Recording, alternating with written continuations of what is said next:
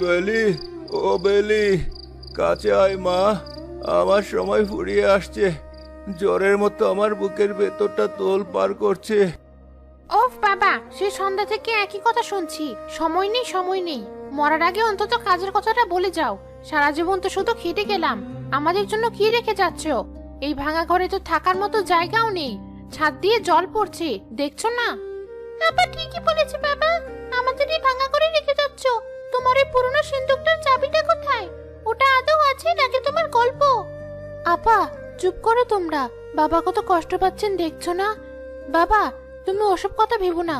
তুমি আমাদের খাইয়ে পরিয়ে বড় করেছো, এটাই তো অনেক। একটু জল খাবে বাবা? আমি গরম জল করে আনবো।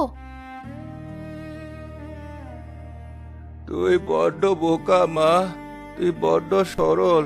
পৃথিবীটা বড় কঠিন। আমার এই সরল মেয়েটার যে কি হবে